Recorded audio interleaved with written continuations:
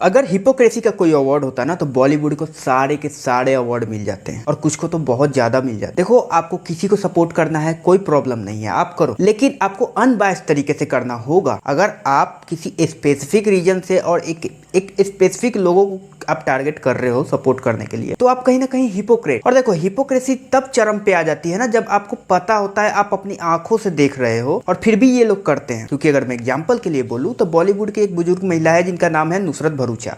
अब ये 2-3 महीने पहले इजराइल में फंस गई थी और इजराइल एम्बेसी और इंडियन एम्बेसी ने बहुत मशक्कत करके इन्हें इंडिया लाने का काम किया। कहानी तब तक ठीक थी, इन्होंने थैंक यू भी बोला, इजराइल एम्बेसी को भी थैंक यू बोला और इंडियन एम्बेसी को भी थैंक यू बोला। ये सब चीजें सही चल रही थी। अब बात इजराइल पे आई है। इजराइल ने अटैक किया है भाई रफा में, फिलिस्तीन का एक जगह है, और बहुत सारी जेनोसाइड हुई जो कि मैं सपोर्ट नहीं कर रहा हूँ, जो कि गलत है। लेकिन वही चीज जो है ना, जब इजराइल के साथ हुई तो भी आपको सपोर्ट करना होगा, आपको कंडेम्ड करना होगा उस चीज को कि हाँ ये गलत है। जेनोसाइड इधर से हो या फिर उधर से हो, दोनों साइड से गलत है। आप सिर्फ और सिर्फ इजराइल को ब्लेम करने से नहीं होगा, क्योंकि कहीं ना कहीं हमास ने भी जो कांड किया है जिस वजह से इजरायली नागरिकों का जो डेथ हुई है वो भी कम नहीं था। लेकिन ये सारी पॉलिटिकल चीज है। बॉलीवुड के एंगल से बात किया जाए तो बॉलीवुड के बहुत सारे एक्टर एक्ट्रेस जो थी वो भाई ऑल आई ऑन रफा, और एक समय तक लगता था ना कि यार बॉलीवुड को ट्रोल किया जा रहा है, अच्छी चीज नहीं है, मतलब इतना भी क्यों करना, ठीक है ना, गलत है, कभी हो जाती है गलती। लेकिन अब रियलाइज होता है ना कि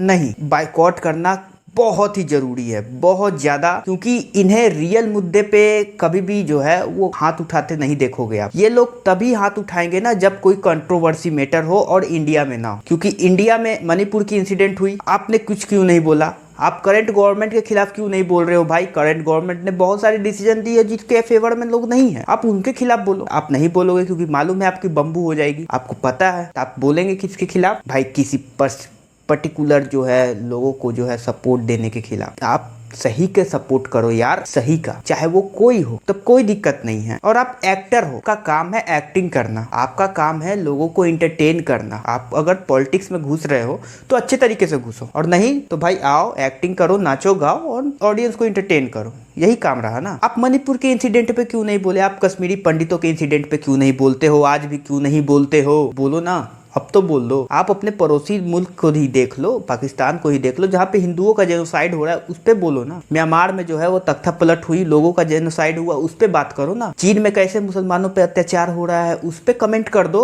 उस पे तो आप लोग चुप हो जाते हो। ठीक है, आप एक स्पेसिफिक रिलीजन को ही बचाने की कोशिश कर रहे हो तो कम से कम उस पे भी तो कर दो, आपकी हिम्मत नहीं होगी। खैर मेरे दोस्त, तुम्हारी क्या ओपिनियन है इसको लेकर के? मुझे जो सही लगा मैंने बोला, अब आपकी क्या ओपिनियन है? आपको जो सही लगे कमेंट सेक्शन में जरूर बताना। वीडियो अच्छा लगे सब्सक्राइब करके जाना। मिलते हैं अगले वीडियो में, तब तक के लिए।